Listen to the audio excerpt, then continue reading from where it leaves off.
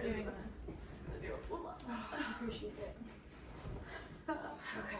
We can honestly even put like a TV show on in the background, like, And talk about it. yeah, like we could do, but that's like so. I don't know. That feels weird to me too. So I'm just gonna set up our teaming.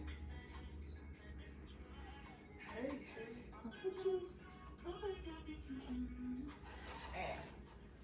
Most of the songs that I know now are from TikTok, unfortunately.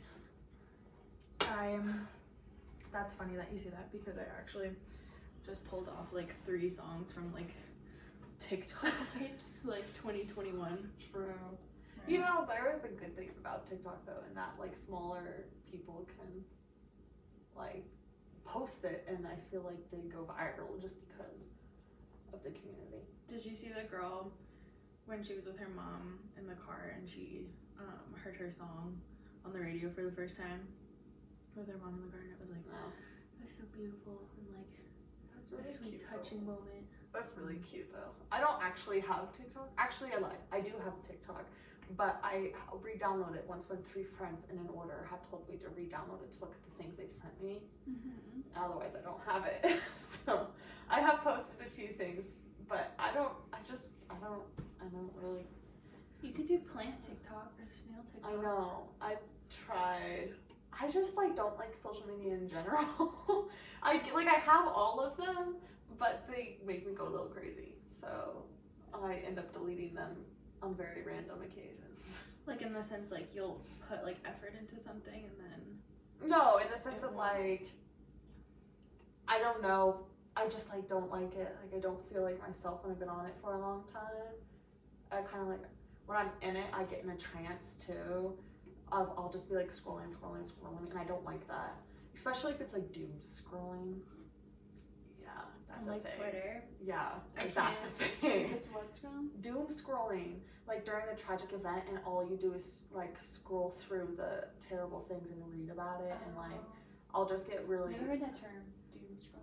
No, I don't even know where I've heard it. It's just see, that's my thing. It's like I've never heard that term before. Now you know. I know, but I don't know. It's a thing on TikTok where people talk about it there. So Yeah, I'm sure. you probably heard it on there. Yeah, but something like that. I don't know. Like I do the same thing with Twitter. Like where I'll go to like the trending page and I'll see what's trending, and sometimes it's like something really terrible, and then like I'll spend like a while just like read on the it. comments. And then you read the comment, yes, and some people are like really rude. Yes, and, like, and then I have. terrible. Oh my gosh. Sometimes I'm just reading the argument because it's funny, but then other times I'm like, okay, I have to stop looking at it because now I'm getting angry, and I know my comment isn't going to change their opinion because they're too far gone. You can just tell, too far. So then I have to literally like exit out of the app completely because I will get too upset about it. It's upsetting when you see somebody being so mean. Maybe that's my like inner child coming out. Like because as a kid I was bullied a lot is what I mean. Oh no, I'm sorry. It's okay. I'm just like It was a very like touching moment. I'm sorry. I didn't mean to laugh at you about that. So that's like, see, because my inner child. everyone was bullied at some point. Oh yeah, see, and my inner child is with boys because they're like, I was always like the awkward sized child, you know, where like I wasn't like the cute little like Polly Pocket child looking thing. I was like, I was just like, hello, like, and when I would go into like different spaces or like kind of like girls around me started like being interested in other like boys or stuff or like whatever, I was never seen as like a romantic like interest or anything because of like how awkward it was, and like and it's just like my inner child of like when I think about guys who are like mean to girls for something or for like their appearance or like I just automatically have like this like you just get like so like triggered really I don't know quickly. but I think it comes from like being bullied about like what I looked like as like a kid. I don't know. Yeah. Which was like fine, but whatever. I've gotten into the depths of like Bachelor social media. See, but not that's fun. Yeah, it's not that that serious, but also it kind of is, because if you're, it gets like real deep. But like if you're watching this season, they had like 5 girls come like 3 weeks after the rest of the group of girls. Wait, is this the one with the meme where she's like that? Well, like, part of that, yeah. But like okay, just they came. So these girls came like 3 weeks later, and like to set up drama, to basically like have all these girls that have been in the house for so long be like, now they're gonna come in and like, I haven't had any time, whatever. But all of the girls that came in late are women of color. Like none of the girls that came late are white. So it immediately like, if you look at it, you like, it almost looks like very like white girls versus like women of color. And it's like super problematic. That was totally done on purpose. Yeah, that was totally. And then done today, on purpose. and now I'm like following all these like different accounts and whatever. So I look at their stories, right? And they like call out people like who might be like problematic. Right. But today I saw a graph of the amount of speaking time given to each girl. Oh no. Yeah, and the top 5 obviously are all white women. Oh my gosh. Yeah, and The Bachelor is black. Like, I mean, well, if you want to get technical, he has a white mom and a black dad, but like, right, sure, but still, he's black, and right. so anyway, it just gets like super. The top girl with the most speaking time was eliminated the 2nd episode, and there's been like 4 or 5 now. Yeah. So anyway, there's just like a lot of stuff, but that's what I spend most of my social media time doing. Okay. It's like looking at the show. When you first said Yeah, that, I was like, oh, fun. okay, like Bachelor, yeah. like drama, like no, that's like that's hardcore, actually that could be There's very. been a ton of bullying this season.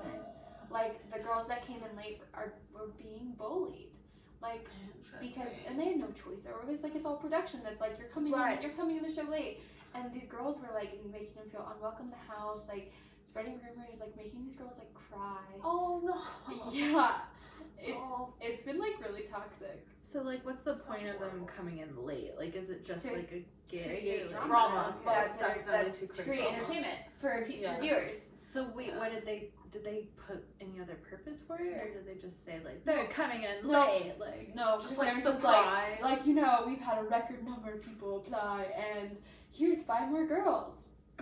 Yeah, it was so dumb.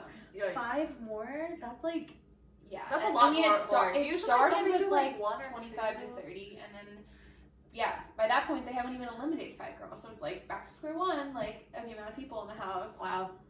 So I don't watch the show, so I don't know enough. But like, yeah, no, that just sounds problematic. no, Ashley makes fun of me for it. No, it's totally fine. I used to have a friend that was really into it, so But I feel like watch it. you can't, like, I'd love to be able to just watch a show and like just that's it. Like you're just watching it, it's fun. Like, and I think you can do that with like The Office or something. But Right. like when you're watching these reality TVs, you still have to be like critical. Otherwise, Right. it's like you're part of the Because- problem. Like, Yeah, reality TV, even though we know it's not like 100% reality, yeah, it's made to be entertaining, so you have to be careful of like how it's done. yeah. Or You I have think to be like when you critical. watch some, yeah, exactly. When Yeah. you watch like some comedies, like The Office, even if there are some problematic, like, you still should be obviously critical of everything, but you know, like sometimes you can look back at things and just understand that that's an old series and now that joke would not be allowed, or like yeah. you it's can like with kind of- Friends. Yeah, like obviously Yeah. with Friends, like a lot of that stuff, you're like, okay, I just kind of have to isolate that initial like response and remember that this was an old show. And I actually, speaking of, I think like was it Netflix? I don't remember. Some streaming service actually put on there before a show I watched, like this was created before yada yada, and while we don't believe in this anymore, we still want to air the show as a lot of people enjoy it. Just know that this is not okay, type thing. And it was a really nice like warning, and I was like, that's a good way to still like be able to have people enjoy it, but bringing awareness to it not being okay. I don't remember what it was for, but And I also think that would be important for like that just makes me think of like movies where it includes like a terrible like male or female. It can be both, like male and female stereotypes, like that are just like where they're just like so intensely that because sometimes stereotype it's for that just gender. you know, it's just for entertainment, and I understand that. But we need to know for like younger people especially. But It should be talked because like about. because then like people look at them and they're like, oh, that person's awesome, and it's Yeah. like they're like Yeah. like That's a good point. all the wrong reasons, like for they're like a certain way for all the wrong reasons, and it's just like Yeah, Yeah. people were kind of upset that just thinking about that James Corden, like he played a stereotypical gay man in like the new movie The Prom or whatever. It's like a musical on Netflix. And he plays like the quintessential like feminine type of gay man with like the inflections of the voice and stuff. And he's straight, like, Yeah. and so like people are like, and he got nominated for an award, which was already like that wasn't even that good of a performance.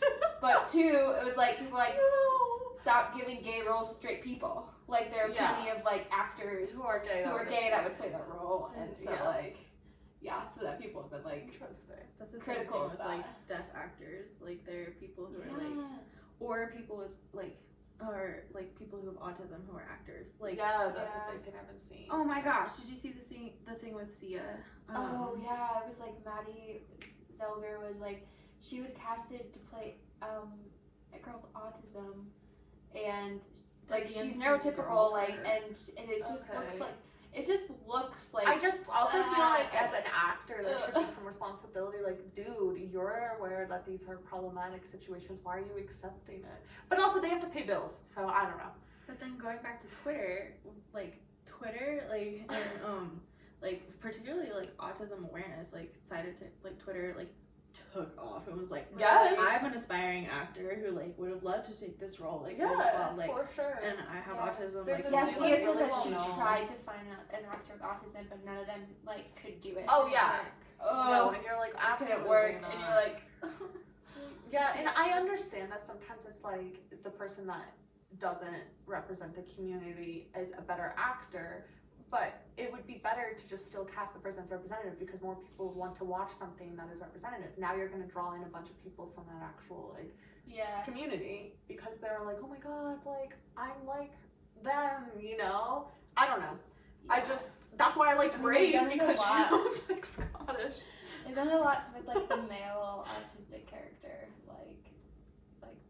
it's just a neurotypical actor, acting like they have high functioning autism. like Yeah. Well, that's okay. Not okay, but you know. no. Well, and I think about like, oh gosh, I lost my train of thought. I don't remember what I was gonna say. I just started thinking of The Good Doctor. Yeah, The Good Doctor is another one. Good Same. doctor. Yeah. Because he does a good job. I'm not gonna lie. Like when I watch it, it's a good show. Yeah. But again, it's the same Yeah, I situation think where with it's Sia, like, it gets hard because all of, like, to my recollection of, like, most portrayals of, like, people with autism in the media has been, like, high-functioning, like, stereotypical Asperger's. And right. so, like, to depict someone with lower-functioning autism, which I think is incredibly important because people don't Sure. realize how big of a spectrum it is. Oh yeah, a Um, lot of people have gone on but- to diagnose their entire And it lives. would be hard to cast, like, a person with low-functioning autism in that role, but you could find Somebody a person who's with high high-functioning and then they can. can portray those deficits. Yeah. Yeah, because they would literally know instead of having to back down and say, "Oh, I spent months educating myself." Like, Yeah. firstly, doubt it. Yeah. Secondly, yeah, that was a bad move on her part. Yikes. That's Well, really. I remember what I was gonna say. Okay, go. And I would much rather have like, just from like a movie standpoint, like watching it, I would much rather experience like that, like experience viewing that person like portray those emotions, like them Yeah. like reflecting on that experience, like and seeing like their real emotions with it versus like somebody who's like trying to replicate Yeah. that and create Yeah. it, you know, where it's like, Yeah. why not just get somebody who already has experienced it? Yeah. Like, Yeah. like, it doesn't make sense to me. But Yeah. same thing with like autism, like I don't know, there's like a hesitancy with me with like ABA therapy, like doing things 100% by the book like all the time because like some of it I'm like not comfortable with, like some of it I'm like this doesn't treat a person like a person, and so I felt the same way. well, yeah, and so with that, and then like hearing about like people who are older now who have been through ABA services previously, and they're like, that was like some of like the worst experiences of my life, like at points in time where it's like Yeah. I don't want to be Yeah. like well, okay, can't relate exactly, Contribution to that. but when I was a kid, they actually were constantly misdiagnosing me, like falsely, all the time behind my parents' back, and I was always put in these classes, all the time. I have a lot of trauma at school. Let's move on. Like, let's go. But No, I remember you telling me that. yeah, and so I like hated it. I'd be taken out of regular classes with people, like regular classmates, just to go in, and they would treat me like an absolute idiot. I mean, obviously this is different. Obviously times have changed a lot. We're a lot more progressive, but I mean, I was like, okay, sorry, I have an accent, like, and I can't pronounce my R's correctly, and it was so frustrating. So I can't imagine, like, literally having something physically diagnosed and then going forward, and I don't know, I feel like it'd be really hard, especially if you are more, like, high functioning and stuff like I that. think ABA can be really hard for high functioning Yeah. kids with autism. Yeah. Like, To deal with if that. they're just kind of like, I know what you're doing and I'm smarter than this. Like, Well, I know a lot of people in the classes genuinely appreciated it. They said they thought it helped them. I thought it really just tore me down, but like I was obviously misplaced in there, so it's different. Yeah. But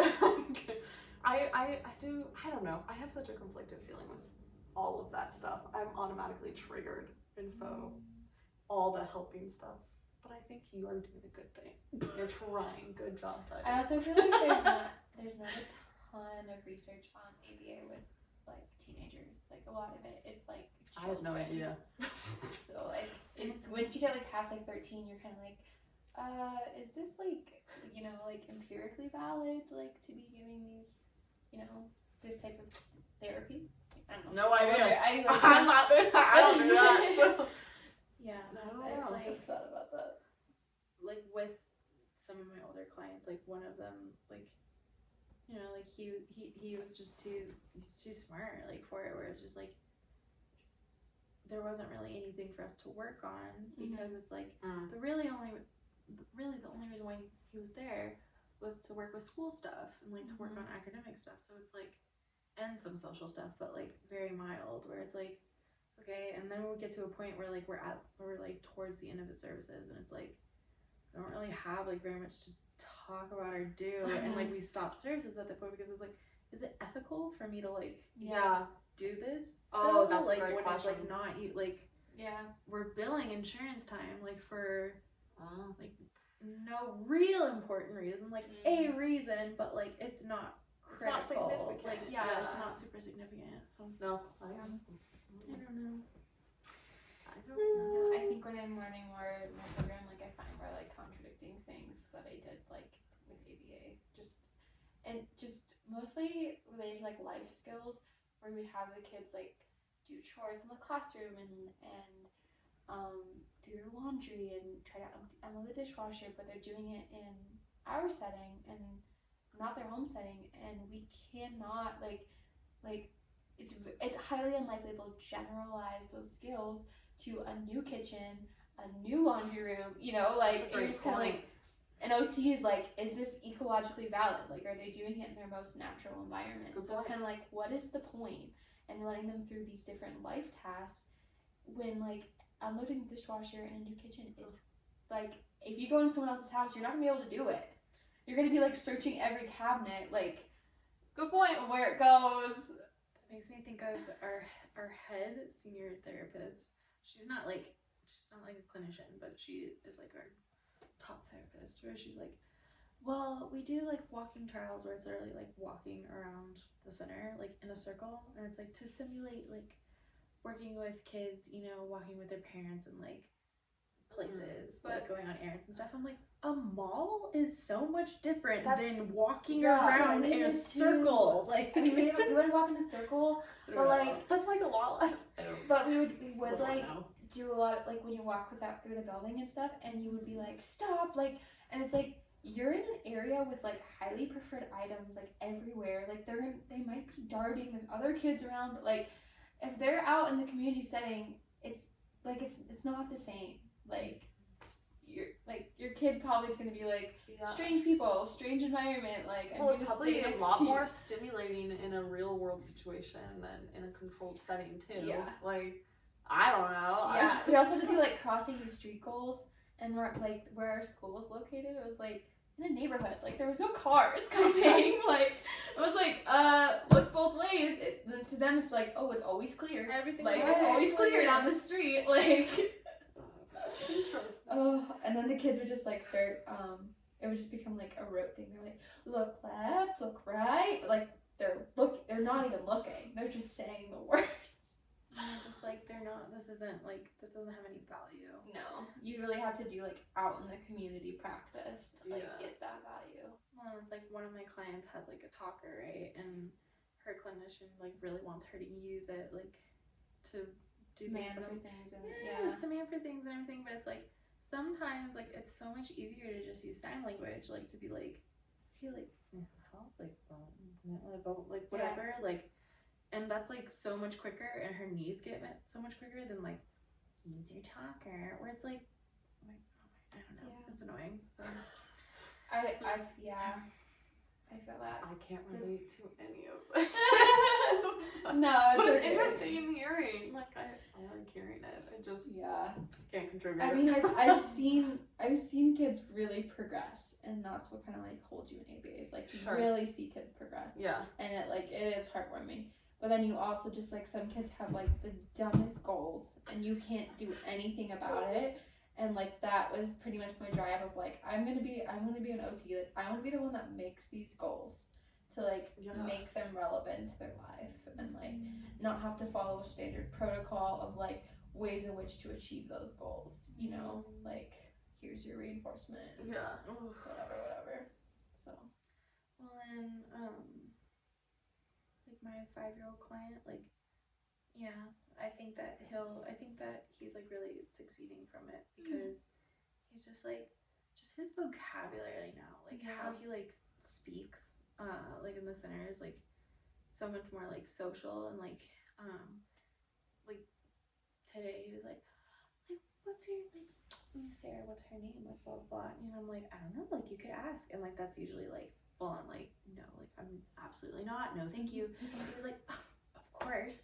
He literally goes of course, and he's like what's your name, like I mean like goes into it, or like I'm like okay, well what do you want to do, like, and he goes how about hold on, can you pause this for me really quick so I can go to the bathroom, and it's like whoa dude, like that was like a full-fledged like full on, I don't know, like full on sentence, like it's crazy. So Yeah, I feel like little kids Must have a feel lot good. of success with it.